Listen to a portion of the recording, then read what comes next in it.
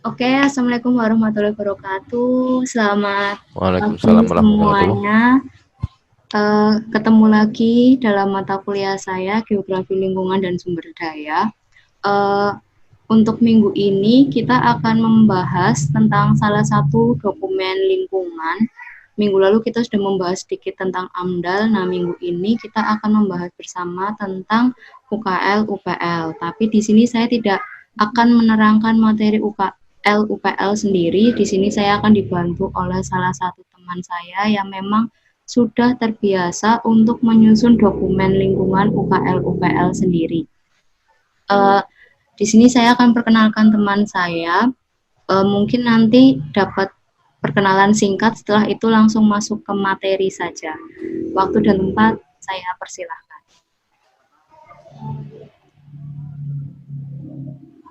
Oke, assalamualaikum warahmatullahi wabarakatuh. Waalaikumsalam Uh, warahmatullahi Suaranya jelas ya? wabarakatuh. Ya, jelas. Jelas. Oke. Perkenalkan, nama saya Gang Sardi Laksono. Saya rekan dari Ibu Bida. Kebetulan sama-sama dari desa ya Mbak ya? Iya Bu ya. Nah kebetulan saya juga pas saat ini juga lagi banyak kesibukan di penyusunan dokumen UPL. Terus kemarin diminta bantuan oleh Bida. Oke, kalau ada waktu dan saya bersedia seperti itu. Nah hari ini saya mau sharing saja terkait pengalaman dan juga ilmu-ilmu yang saya dapatkan di tahun kuliah ataupun di pelatihan. Semoga bisa bermanfaat untuk teman-teman yang saat ini sedang mengampu mata kuliah geografi lingkungan ya, atau AMDAL dan UPL seperti itu. Baik, langsung saja saya tampilkan materinya.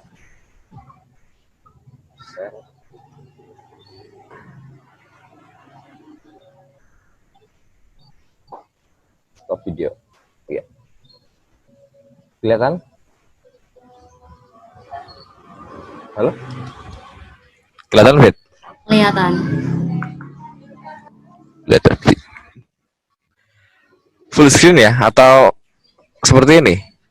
Full screen bisa. Full screen bisa? Oke. Ya. Oke, nah ini tampilan awal. Beberapa materi yang nanti akan saya share banyak materi dari pelatihan UKL yang dilakukan atau dilaksanakan oleh PSLA UGM yang kemarin saya ikuti. Nah ini contoh gambar dokumen UKL yang sudah selesai, yang sudah terbit izin lingkungannya seperti ini. Oke, lanjut ya. Ruang lingkup yang akan kita pelajari yang pertama proses penapisan. Mungkin teman-teman juga sudah dibekali materi proses penapisan di awal materi AMDAL. Ini mungkin hampir sama. Yang kedua, perbedaan UKL dan AMDAL.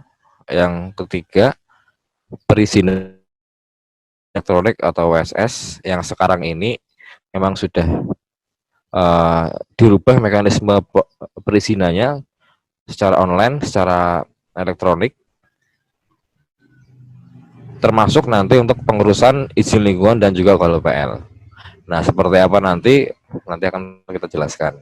Yang keempat, UKL versi OSS atau versi online single submission, versi online, pelayanan perizinan secara online, dan UKL versi non OSS atau versi yang permen yang lama. Yang terakhir, tantangan UKL. Oke, langsung saja kita masuk ke konsep definisi ya. Nah, apa sih yang membedakan antara AMDAL, UKL, atau mungkin yang terakhir SPL ya. Teman-teman mungkin masih sudah ada gambaran ya. Mungkin masih ada yang perlu diperjelas di sini. Jadi kalau kita mau mempelajari perbedaan antara AMDAL dan UKL itu lebih menekankan ke beberapa kata kunci saja. Nah, kata kunci itu Kalau untuk AMDAL itu berupa kajian mengenai dampak penting. Kata kuncinya kajian dan dampak penting. Lalu jelas semuanya kajian itu untuk mengkaji usaha atau kegiatan. Kalau pun juga sama. Nah, bagi proses pengambilan keputusan untuk penyelenggaraan usaha atau kegiatan. Jadi yang poin yang paling harus diperhatikan adalah untuk AMDAL itu adalah merupakan kajian terkait dampak penting. Nah, sedangkan kalau PL dia hanya menekankan pada uraian pengelolaan dan pemantauan terhadap usaha atau kegiatan yang tidak berdampak penting. Jadi kata kuncinya di sini hanya mengenai uraian pengelolaan dan pemantauan pada kegiatan yang tidak berdampak penting. Nah, sedangkan AMDAL di sini dia merupakan kajian yang menyeluruh atau terstruktur juga mengenai dampak penting. Lalu nanti perbedaan yang lebih spesifik akan kita jelaskan di slide selanjutnya ya. Oke, yang terakhir ini konsep usaha atau kegiatan. Usaha atau kegiatan itu merupakan bentuk aktivitas yang dapat menimbulkan perubahan pada rona lingkungan hidup dan dampak lingkungan hidup. Nah, nanti pemakaian kata usaha atau kegiatan akan lebih familiar pada materi kali ini karena proses pembangunan baik itu terkait usaha ataupun yang lebih pada aspek-aspek ekonomi dan juga kegiatan termasuk pembangunan untuk pelayanan-pelayanan fasilitas, infrastruktur dan sebagainya itu nanti membutuhkan dokumen lingkungan baik AMDAL atau kalau PL di mana kegiatan ataupun usaha itu akan menimbulkan dampak atau perubahan pada lingkungan hidup. Seperti itu. Nah, nanti ini akan lebih familiar. Lanjut. Nah, mungkin teman-teman sudah diberikan materi mengenai penapisan dokumen lingkungan. Jadi penentuan di mana tahap awal ditentukan apakah nanti usaha atau kegiatan yang akan dijalankan harus wajib AMDAL atau kalau PL. Itu ditentukan pada saat proses penapisan berlangsung. Nah, penapisan itu panduannya untuk usaha atau kegiatan yang akan dimohonkan Permen LH nomor 5 tahun 2012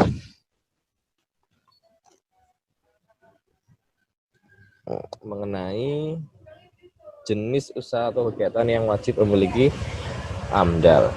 Nah, nanti saya tidak akan berbicara mengenai penapisan untuk AMDAL dan juga WPL karena proses penapisan AMDAL ini lebih difokuskan ke dokumen AMDAL ya. Intinya nanti setelah usaha atau kegiatan ditapis sesuai dengan permen wajib AMDAL atau KLPL. Nah, kita langsung masuk ke KLPL saja biar nanti tidak terlalu lama. Jadi intinya untuk usaha kegiatan nanti ditapis sesuai dengan permen. Kalau untuk usaha atau kegiatan di luar kawasan lindung yang pertama jelas nanti bisa KLPL atau AMDAL. Tapi untuk usaha atau kegiatan yang berada di dalam atau berbatasan dengan kawasan lindung nanti masuknya akan lebih ke AMDAL seperti itu. Oke, kita anggap penapisan sudah clear. Nanti untuk UKLPL proses penapisannya lebih menekankan pada peraturan daerah atau peraturan kabupaten bupati ya, terkait masing-masing daerah, kabupaten atau provinsi memiliki penentuan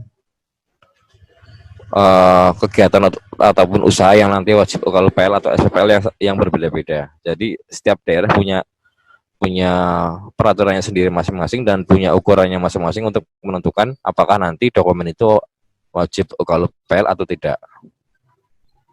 Nah, ini salah satu contoh proses penapisan dokumen UKLPL dan juga SPPL. Nah, kalau SPPL ini kepanjangannya adalah surat pernyataan pengelolaan lingkungan. Nah, SPPL ini bentuknya hanya surat, mungkin hanya sekitar 2-3 lembar, yang intinya pelaku usaha wajib untuk mentaati, wajib untuk melakukan pengelolaan lingkungan terhadap usaha yang nanti akan dijalankan.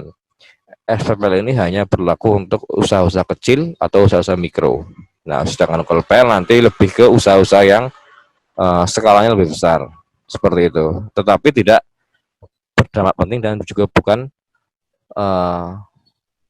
bukan wajib AMDAL. Nah, ini salah satu contoh peraturan daerah, yaitu peraturan Bupati Kebumen mengenai jenis usaha dan atau kegiatan yang UKL UPL. Ini biasanya acuannya adalah dari surat edaran Menteri Lingkungan Hidup. Biasanya setiap daerah memiliki kebijakan sendiri. Ada beberapa yang dirubah, ada yang memang disamakan dengan surat edaran Menteri mengenai jenis usaha yang wajib dilakukan dengan KLPL. Seperti ini. Ini salah satu contoh pada bidang kebudayaan dan pariwisata di Kabupaten Kebumen, di mana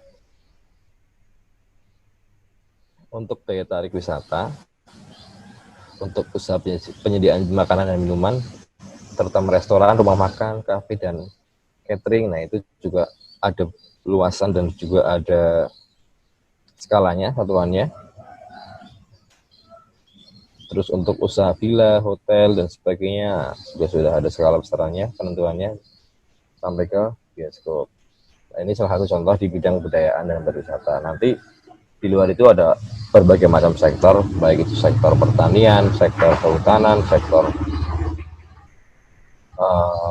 infrastruktur, sektor pekerjaan umum, sektor peternakan, macam-macam.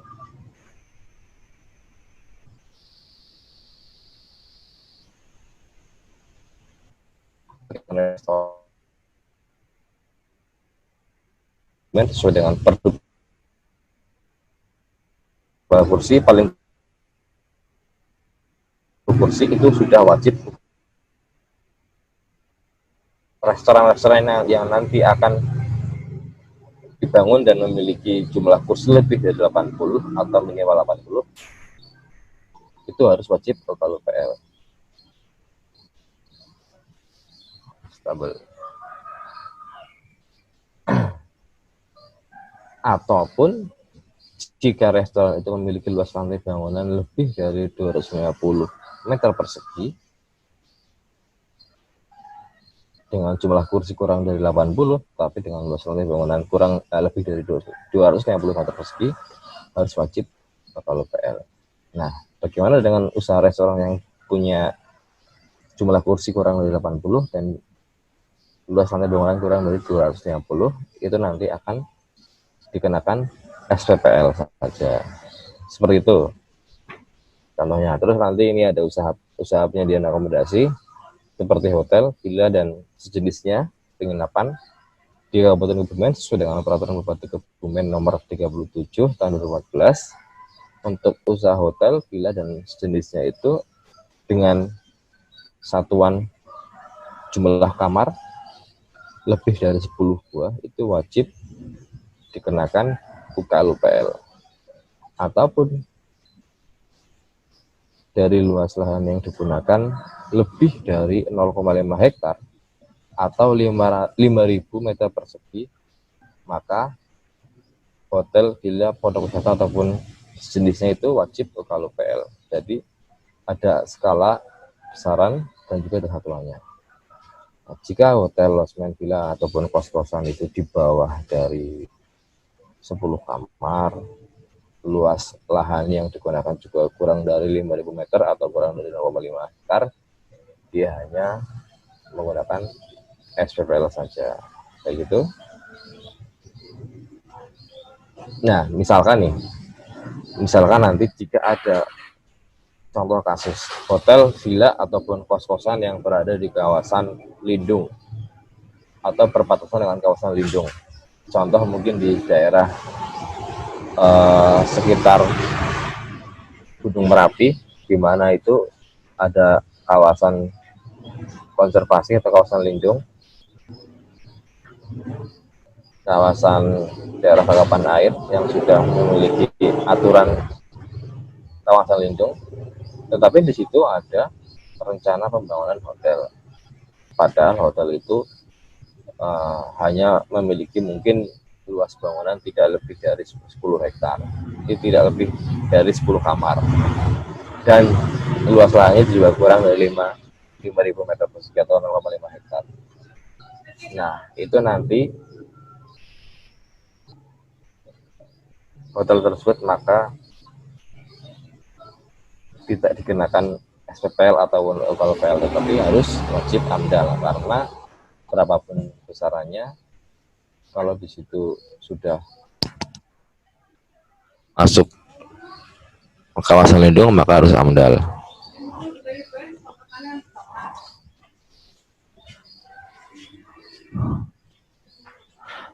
Nah, ini perbedaan yang lebih spesifik mengenai antara AMDAL dan juga UKLPL. Untuk gambar yang biru ini untuk AMDAL, untuk yang abu-abu ini untuk UKLPL. Kita lihat dari ruang lingkup dulu. Ruang lingkup dokumen AMDAL itu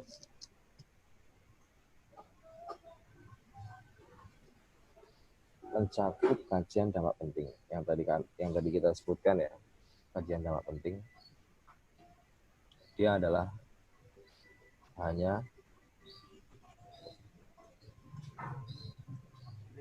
tapi kajian yang terstruktur mengenai dampak penting untuk usaha atau kegiatan yang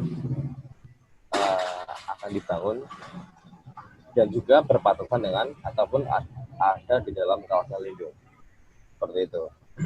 Jadi dia AMDAL itu merupakan kajian dampak penting dan struktur. Kenapa terstruktur? Karena di sini AMDAL kan terdiri dari 3 dokumen: kerangka acuan, dokumen analisis dampak lingkungan atau ANDAL, dan dokumen RKL RPL, rencana pengelolaan lingkungan dan rencana pembangunan lingkungan. Jadi proses tahapan untuk penyusunan dokumen AMDAL itu terstruktur sekali, dari mulai pelingkupannya atau kerangka acuan sampai ke RKL RPL. Nah, sedangkan untuk RKL dia hanya kajian sederhana dari dampak yang tidak penting dan hanya fokus pada upaya-upaya atau program terkait pengelolaan dan pemantauan lingkungan. Dan pastinya untuk UKLPL pasti di luar kawasan lindung.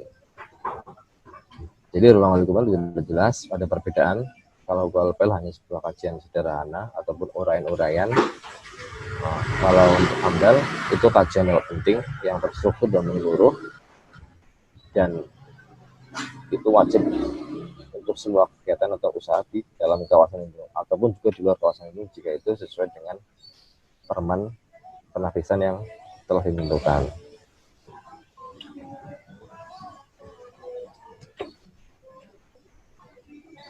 Lalu yang kedua, proses penyusunan dan penerbitan izin.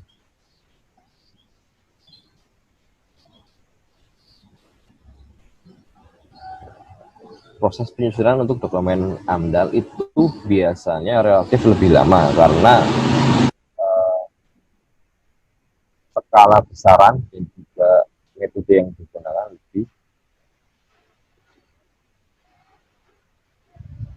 terperinci, lebih lengkap, lebih dalam. Dalam aturan Peraturan Menteri nomor 27 tahun 2012 mengenai izin lingkungan, biasanya penyusunan dokumen AMDAL untuk perizinan berbasis elektronik atau online itu sekarang ini dipercepat dari mulai penyusunan sampai ke penerbitan izin diberi waktu sekitar 75 hari, jadi sekitar 3 bulan.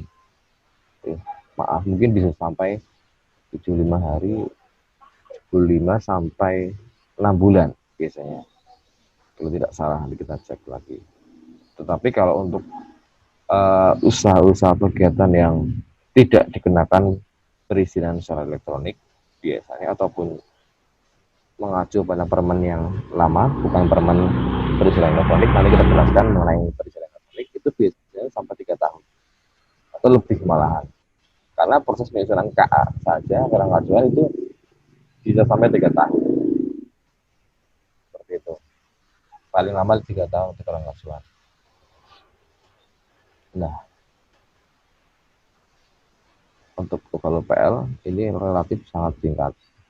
Kalau untuk proses penyusunan dan penerbitan izin itu dari mulai dokumen selesai dan masuk diproses, durasi pemprosesan izin lingkungan kalau PL versi perizinan elektronik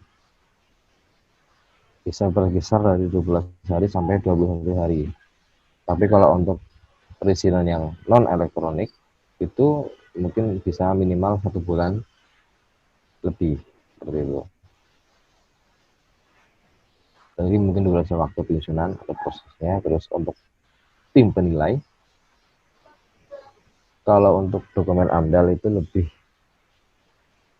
banyak komponen tim penilai daripada dokumen KPL. Nah, ini tim penilai untuk dokumen AMDAL ada komisi penilai AMDAL, ada ketua, sekretaris, dan ini biasanya komisi penilai itu setiap daerah belum pasti memiliki komisi penilai. Jika mungkin kabupaten tidak memiliki komisi penilai AMDAL atau KPA, nanti proses penilaian dokumen AMDAL akan dilimpahkan ke instansi yang lebih tinggi, misalkan ke provinsi. Jika provinsi tidak punya juga tim KPA, nanti akan dilimpahkan ke kementerian, seperti itu. Jadi terdiri dari tim komisi ini terdiri dari ketua, sekretaris, terus perwakilan instansi, biasanya instansi yang berwenang di bagian tata ruang, di bagian perizinan ataupun penanaman modal, bagian pertanahan, bagian kesehatan, bagian tenaga kerja, dan sebagainya. Lalu di sini juga ada tim ahli atau tim pakar yang memang ditunjuk oleh tim komisi untuk ikut serta dalam proses penilaian dokumen AMDAL. Biasanya ini lebih ke beberapa tim pakar untuk dampak lingkungan seperti tim ahli biologi, tim ahli sosial budaya, tim ahli kimia, tim ahli dampak geofisik seperti itu. Mereka khusus didatangkan oleh tim komisi penilai AMDAL. Lalu yang terakhir biasanya ada dari masyarakat atau mungkin lembaga swadaya masyarakat di mana usaha atau kegiatan itu berlangsung. Jadi masyarakat yang terkena dampak langsung itu juga masuk dalam tim penilai AMDAL. Nah, yang terakhir ada tim teknis. Tim teknis ini khusus dari Dinas Lingkungan Hidup ataupun dinas terkait yang memang tim teknis ini sudah dibekali dengan kemampuan ataupun keterampilan dalam menganalisis ataupun mengkaji dokumen lingkungan, termasuk nanti juga khusus terkait masalah lingkungan hidup, baik limbah, baik pencemaran dan sebagainya, baik pengolahannya seperti apa. Ini tim teknis juga diikut sertakan dan biasanya terdiri dari 5 sampai 10, 5 orang mungkin 5 orang. Bagian limbah, bagian penanganan, bagian dokumen. Nah, kalau UKLPL itu tim pemeriksa, bukan tim menilai, tapi tim memeriksa. Itu lebih sedikit, hanya tim teknis dari dinas terkait, sama seperti AMDAL ada tim teknis juga, ditambah juga dari instansi terkait dan masyarakat. Jadi di sini tidak melibatkan komisi penilai AMDAL.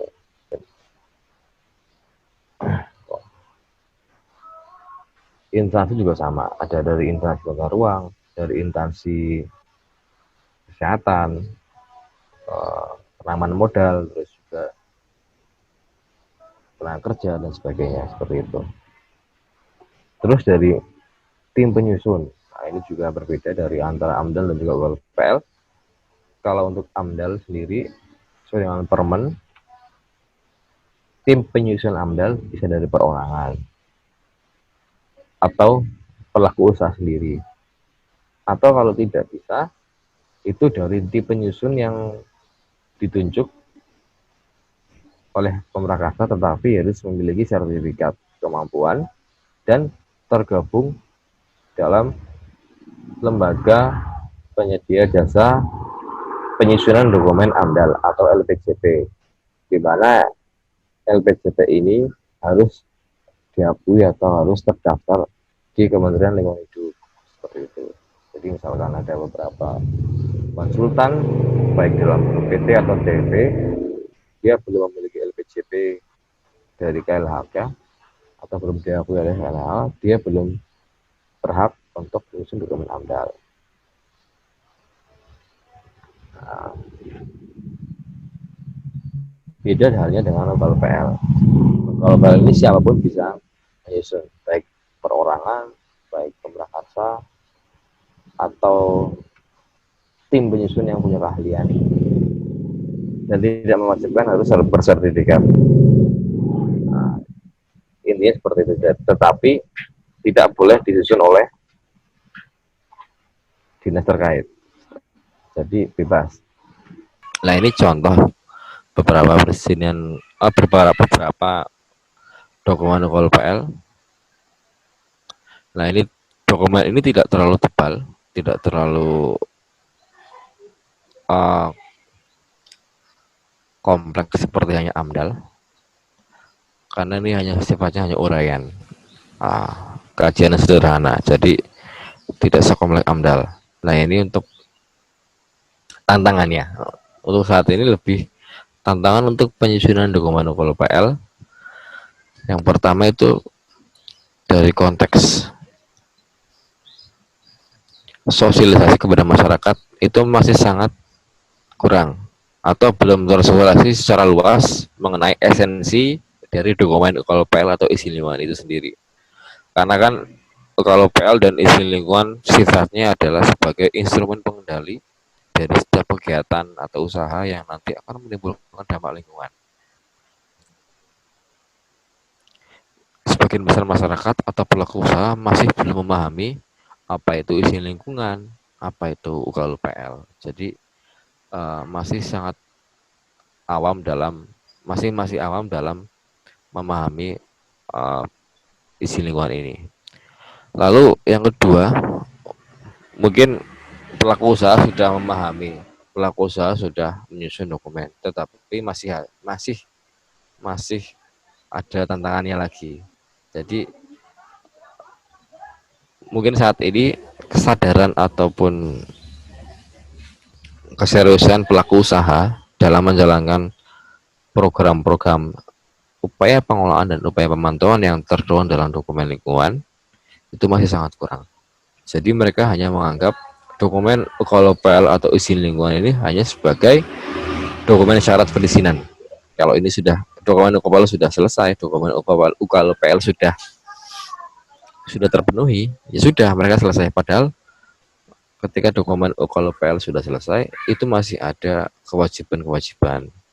Mereka harus melakukan upaya pengolahan dan pemantauan sesuai dengan dokumen. Mereka harus melakukan pemantauan secara berkala setiap 6 bulan sekali dan harus dilaporkan ke dinas terkait. Tetapi sampai saat ini masih sangat jarang yang memenuhi komitmen tersebut. Kecuali untuk usaha-usaha ataupun industri besar, mereka pasti nanti diawasi dan sudah banyak yang mentaati. Tapi kalau usaha-usaha yang lebih kecil atau usaha-usaha menengah biasanya masih sangat jarang yang sadar atau serius. Yang terakhir, mungkin tantangannya untuk para penyusun ataupun juga pelaku usaha, biasanya ini adanya sistem yang baru, yaitu sistem OSS ini memiliki proses pelayanan yang lebih singkat atau lebih cepat. Itu dari segi penanaman modal, dari segi usaha itu memang sangat ditunggu-tunggu karena bisa memangkas waktu proses pelayanan perizinan, tetapi menjadi tantangan yang baru bagi para penyusun karena durasi waktu ataupun jangka waktu proses pengurusan kalau PL ini lebih singkat gitu. Jadi tantangannya seperti itu, dari mulai awal sampai akhir tadi sudah kami jelaskan mengenai proses penyusunan dokumen UPL dari mulai lapisan, terus juga ke proses perizinan secara elektronik ataupun non OSS, terus mekanismenya seperti apa, dan juga sampai tanda tangannya sudah kami jelaskan. Dari kami cukup sekian. Bila ada salah kata ataupun banyak kekurangan dalam penyampaian, kami mohon maaf sebesar-besarnya. Wassalamualaikum warahmatullahi wabarakatuh.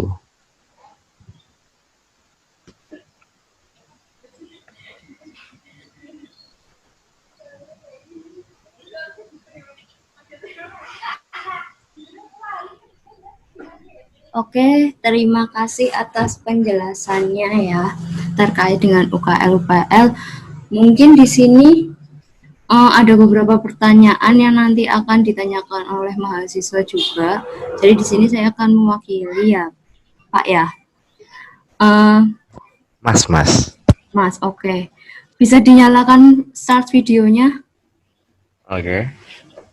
Nah, di sini kan tadi Masnya sendiri itu menerangkan tentang kebijakan dari setiap kabupaten ya. Apakah setiap kabupaten itu untuk syarat-syarat penapisan usaha atau kegiatan itu akan berbeda atau gimana?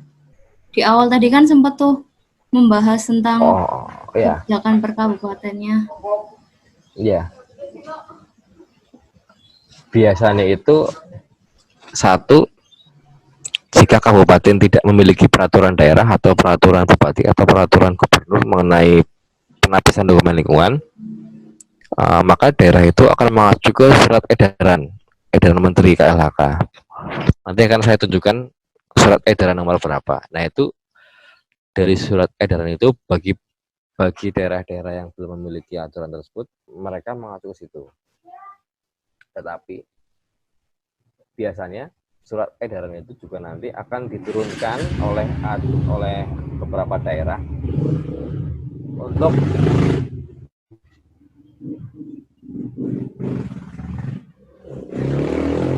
dalam surat edaran tersebut biasanya diturunkan oleh pemerintah daerah dalam penyusunan aturan-aturan terkait penapisan UKL.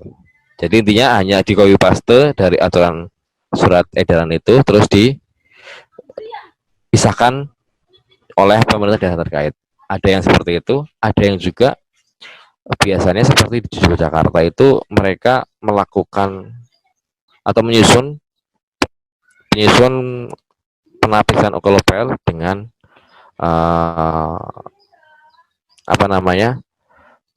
skala atau besaran sesuai dengan apa yang mereka jadi tidak serta-merta harus sesuai dengan surat edaran dari menteri itu, tidak, tetapi daerah punya kewenangan untuk memutuskan seberapa besar skalanya, seberapa besar nanti yang akan masuk ke UKL. Peraturan daerah itu masih sangat bisa berbeda dengan daerah yang lain, seperti itu. Misal kayak tadi di Kebumen untuk akomodasi hotel ataupun penginapan minimal 10 kamar. Mungkin di Jogja itu bukan 10 kamar, bisa mungkin 16 kamar atau mungkin 9 kamar. Berbeda-beda seperti itu. Oke, selanjutnya nih Mas. Sekarang ini kan lagi in banget ya RUU Omnibus Law sendiri. Salah satu RUU yang udah disahin itu kan RUU Minerba. Nah, menurut pendapatnya Masnya sendiri sebagai seorang praktisi lingkungan nih, dengan adanya RUU itu gimana? RUU yang Minerba atau Omnibus Law? Omnibus Law, kalau bisa sih dua-duanya. Oh iya. Kalau yang Minerba sendiri saya jujur belum mengikuti perkembangannya secara secara rinci. Kalau tidak salah di situ RUU Minerba sekarang ini lagi banyak ditentang ya, lagi banyak diangkat oleh beberapa aktivis lingkungan ya, seperti itu ya. Tapi nanti coba saya akan uraikan. Yang pertama itu kan yang Omnibus Law ya. Omnibus Law itu lebih ke percepatan birokrasi dalam proses penanaman modal ataupun investasi. Nah, kalau saya pribadi dari kacamata saya sendiri, Omnibus Law itu sendiri sebenarnya hasil dari apa namanya para investor-investor yang sekarang ini berminat untuk melakukan penanaman modal di Indonesia, tetapi dengan melihat birokrasi yang sekarang ini lebih kelihatannya itu sulit dan lama, sehingga banyak menjadi keluhan oleh para investor ataupun penanam modal, sehingga mereka menyampaikan itu ke pemerintah pusat. Nah, muncullah RUU itu, muncullah apa namanya Omnibus Law itu. Sebenarnya itu ada poin positif, ada poin negatifnya menurut saya. Kalau untuk peningkatan kesejahteraan bagi masyarakat secara luas, peningkatan pertumbuhan ekonomi itu bagus, karena di situ beberapa poin-poin pertumbuhan, beberapa poin-poin modal nanti akan benar-benar dipercepat dalam proses pengajuannya. Yang intinya nanti apa yang namanya, kalau untuk secara aspek ekonomi dan juga aspek pertumbuhan pengentasan lapangan pekerjaan itu memang bagus. Tapi kalau dari sudut pandang lingkungan itu akan berbenturan jelas. Nah, Omnibus Law ini akan meniadakan AMDAL kalau tidak salah. Tetapi AMDAL itu tetap dilakukan. Sebenarnya itu AMDAL itu tetap dilakukan dengan syarat jika kawasan-kawasan yang sudah disiapkan untuk investasi atau untuk penanaman modal itu sudah benar-benar dijadikan kawasan industri atau kawasan pertumbuhan ekonomi. Kita lihat saja seperti daerah Jakarta. Nah, daerah Jakarta itu misal kayak kawasan industri M berapa ya kalau tidak salah di Bekasi, M1000 ya kalau tidak salah ya, M2000. Nah, itu di situ banyak industri yang masuk. Intinya di situ kawasan industri ya, kawasan industri. Nah, disahkan oleh bupati ataupun gubernur. Sekian ribu hektar menjadi kawasan industri. Di situ sudah disiapkan infrastruktur drainase, air limbah dan sebagainya. Nah, di situ sebelum kawasan itu disahkan sudah dilakukan proses kajian AMDAL secara menyeluruh untuk kawasan itu sendiri. Jadi untuk kawasan sekitar sekian ribu hektar sudah dilakukan proses kegiatan AMDAL. Tetapi AMDAL itu bukan untuk setiap kegiatan usaha ataupun setiap industri. Nah, AMDAL itu sifatnya untuk menyeluruh, untuk kawasan industri itu sendiri. Nah, nanti setelah industri itu masuk di kawasan tersebut, barulah industri itu tidak diwajibkan untuk menyusun dokumen AMDAL, tetapi hanya dokumen KUPL. Biasanya seperti itu di dalam UU Minerba seperti itu.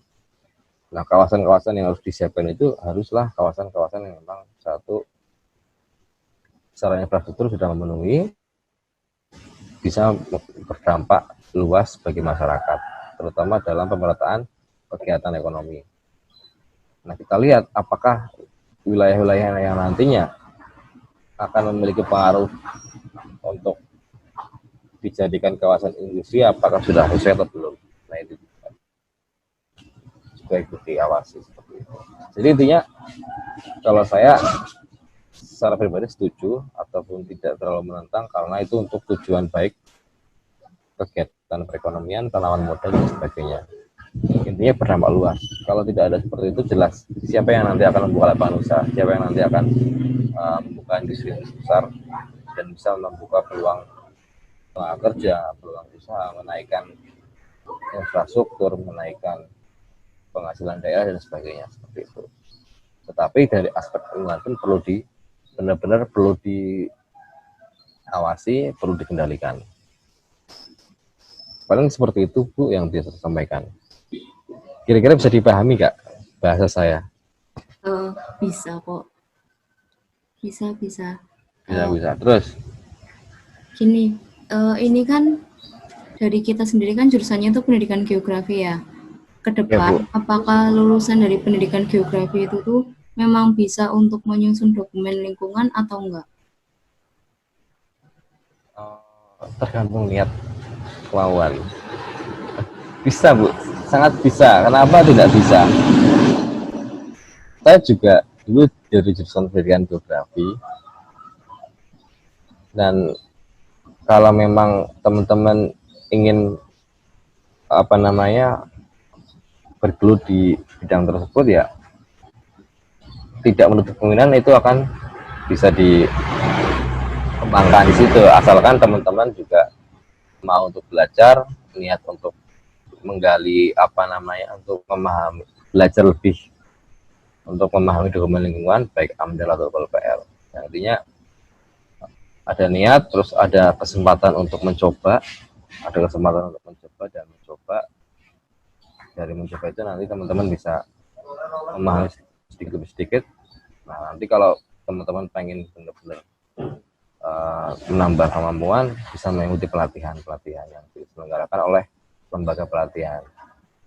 Kampus-kampus di Solo atau di Jogja juga sudah banyak di konsultan yang menyediakan banyak gitu. Jadi tidak menutup kemungkinan, karena memang penyusun dokumen UKL itu tidak dibatasi oleh jurusan apapun, dari background keilmuan apapun. Intinya dari pihak pemrakarsa dan dari pihak dinas terkait atau pemerintah, itu intinya dokumen itu ada, dan dokumen itu bisa dinilai atau diperiksa memenuhi ketentuan yang dipersyaratkan, seperti itu. Dan kebanyakan dari teman-teman saya pribadi pun di luar bahkan tidak memiliki background yang istilahnya sesuai dari dokumen lingkungan. Ada yang dari teman-teman ekonomi, ada yang mungkin juga yang bukan lulusan keilmuan sains, mereka ada yang ekonomi, ada yang komputer dan sebagainya. Itu bisa melakukan, bisa menyusun dokumen UKL, bahkan AMDAL, ada yang seperti itu. Jadi teman-teman jangan menganggap, wah saya pendidikan geografi saya nggak bisa. Tetap sangat bisa mengembangkan itu. Itu saja Bu. Oke Mas, kalau kayak gitu sepertinya materinya juga udah lengkap banget ya. Saya ucapkan terima kasih atas kesediaannya untuk sharing bersama terkait materi UKL Sama-sama dan Bu. PL. Ya, oke, selanjutnya saya membahas tentang mata kuliah saya ya. Seperti biasa untuk presensi kita minggu ini, nanti kalian foto selfie setelah mendengarkan video ini dan upload di kolom psikologi yang nanti akan saya buka. Jika ada pertanyaan, dapat dimasukkan dalam kolom psikologi. Oke, begitu saja. Saya cukupkan sampai di sini. Apabila ada salah kata, saya mohon maaf yang sebesar-besarnya. Wabillahi taufiq wal hidayah. Wassalamualaikum warahmatullahi wabarakatuh. Waalaikumsalam warahmatullahi wabarakatuh.